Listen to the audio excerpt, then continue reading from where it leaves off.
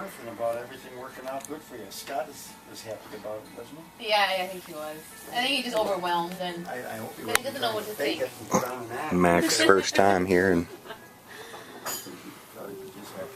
You should go on YouTube and look at the video that was just posted up there.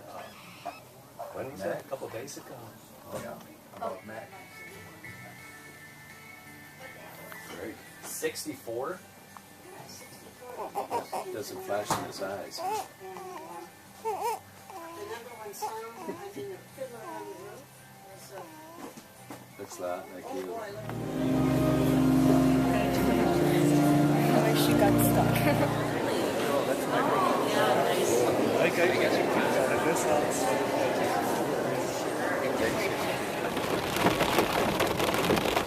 been raining during church, and don't see that very often. 4 inches, somebody said, could have gotten here. Piggy's guzzling, Piggy's nuzzling. Jeez. No, he may have no connection. He'll love with that. Animals. You never. You have to show the cover, though. You bought this book Yes. where? In Elko? And no, it was in Fixstall Gifts and Supplies in Webster, Webster South for Dakota. For Baby Mac? Yeah, for Baby Mac. Oh yes, right here. Right here is a good place to sign it on the inside of the cover. Yeah, you signed that Yes, thing. I will. Dated August Oh, I could. What is it 9th. today? The 8th and 9th? Yeah. 8th, 9th of 14, whatever, just 14. Yeah, 14. Yeah. Okay, to Mac. Yeah. To M-A-C-K. Baby, how should I put Baby Mac? Baby Mac, yeah.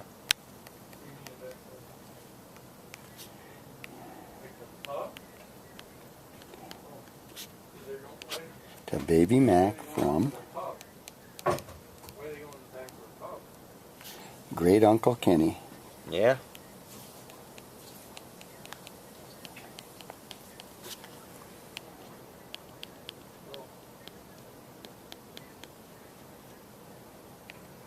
Oh yeah, those sisters taught you how to write.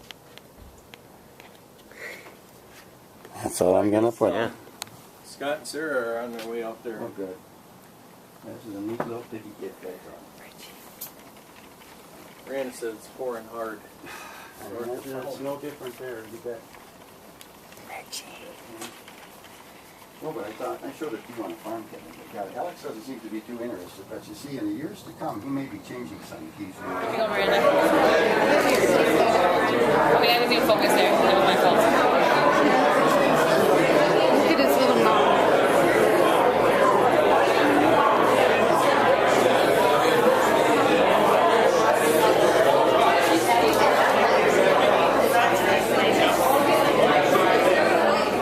Loretta. So we're going to start and give a little historical platform, I guess, of what we went through to arrive at this point. So listen up, please, and if you get any tips, say thank you. Okay. Some people asked how we met, when we met. That was 1963 in Rapid City. I was teaching with a 2-year degree, and Larry was what they called a flyboy. He was in the Air Force at Ellsworth, and all the teachers said, stay away from those flyboys. But he was in air traffic control, so he had one of the better jobs. And we were married July 4th, and everybody asks us, why the 4th of July? Well, he had leave, 10 days of leave from the service. And my sister from California happened to be coming at that time, and now, you know, our church requires a 6-month waiting period, but then, I don't know, we just picked the 4th of July, and the priest wondered if that would be okay. He said he could find nothing against it, so it was pretty unique. Anyway, on July 2nd, the Civil Rights Bill had been signed by President Johnson, and one memory I have is at 11 o'clock, all the bells throughout the country rang, all the church bells. And they weren't ringing for us, but we had a lot of joking. Larry lost his freedom that day, and it went off with the bang and all that. But anyway, I have two brothers who could not be at the wedding because they were milking cows. You know how it was in those days, the small farms. And my parents got to come to the wedding, but Larry did not care for Rapid City. He loved Minneapolis, so I agreed to leave the hills and go to Minneapolis with him. I was not happy there. I felt like a needle in a haystack, and I really missed South Dakota. So we went to school in Mankato and got our degrees and ended up in Millbank, and we've been here since 1967. And this community's been really good to us. Nice to see all of you.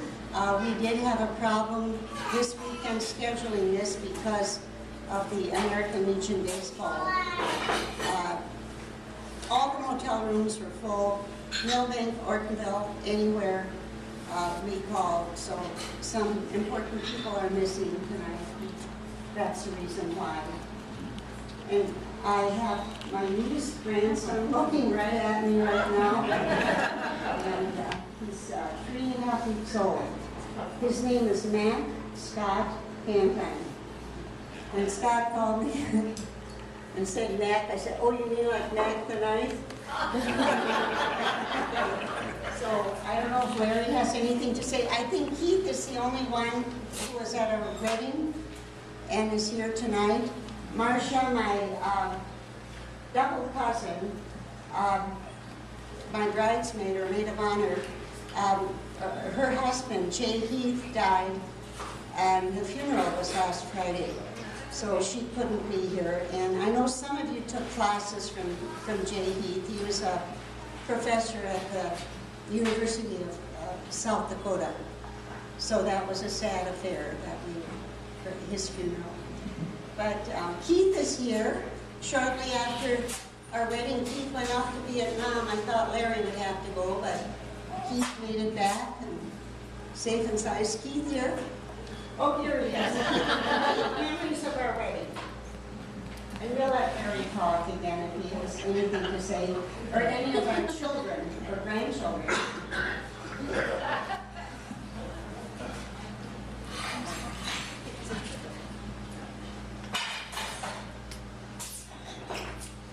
Well, it's been a couple of years since that one. And I just remember the preparation for the wedding with my brother, a very nervous person beforehand. And kind of a little bit of help putting on the tie. And the wedding starts, he's fine, I'm the one who's nervous out front and gets a little confused with who's supposed to go for communion or not go for communion. But so glad to be able to be here and share it with you. I had to convince him lose that nervousness because I was marrying Loretta. That was the big thing. And it was very memorable. 50 years ago, there were a lot of poignant things we could talk about, but many of you have been through this before, so it's been a very happy marriage, an educational marriage, of course, and being with a teacher who loves to teach, and just a super wife. I couldn't think of anything closer, perhaps, to match in heaven. And the grandchildren and our all the friends and everything, it means a great deal to us.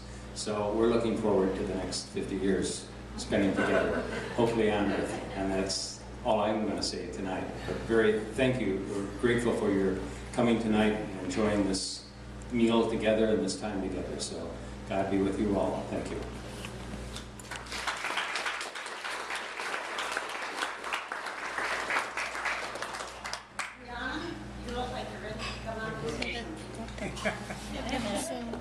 I don't know. You said you wanted to. You just talk a little, Rihanna. About what? Whatever you want to talk about. Grab that mic. Granny and Grandma. Tell your favorite memory about Grandpa and Grandma. Do you have one? Rihanna's gonna tell a story here.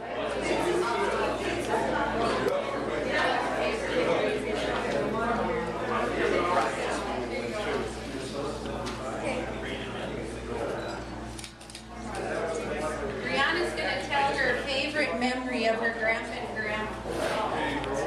Okay, go ahead. Two of them, I guess.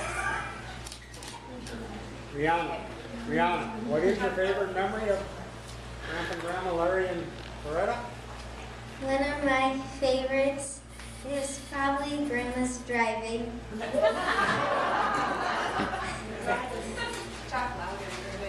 And she, in the winter, she comes to our house and Gets stuck in usually her gets stuck in our driveway. And sometimes I asked her one time if she could come pick me up at home, and she said no because Grandpa couldn't come with her. Well, they live on the hill.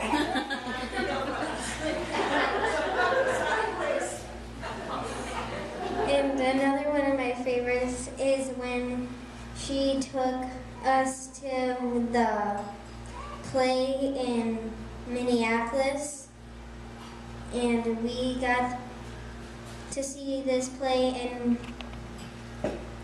what was it called? Cinderella. Yeah, we got to see Cinderella. What place was it called? Oh yeah, the Chanhassen place. And then we got to stay at the Radisson Hotel. And I remember that we got to go to Mall of America. And when I used to play with American Girl dolls, I'd always ask for my grandma one for Christmas, and I usually get one.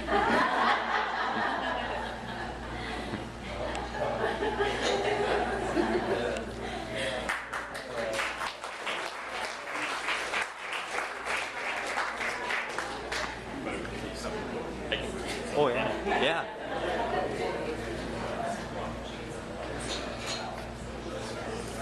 As you probably know, I was already teaching here when Larry and Loretta came, and there's not too many teachers have a classroom like Larry did. He had the library on the outside of his classroom, and he was inside trying to teach social studies, and people were checking out books on the outside of his class. Someone came to him and asked him if he would like to teach or coach tennis. And he delved into tennis books like I've never seen anybody delve into any kind of a book. And of course, you know the history of his tennis career. But he didn't really know that much about tennis when he first started, but he studied and studied. Another thing, if you need a good Scrabble partner, Larry would be wonderful. He's got a vocabulary that is unmatched as far as I'm concerned, and I would always tell him, make sure you use words that I can understand. If we're going to visit, we need to have words that I can understand. So congratulations. It's been a good ride in Millbank, hasn't it?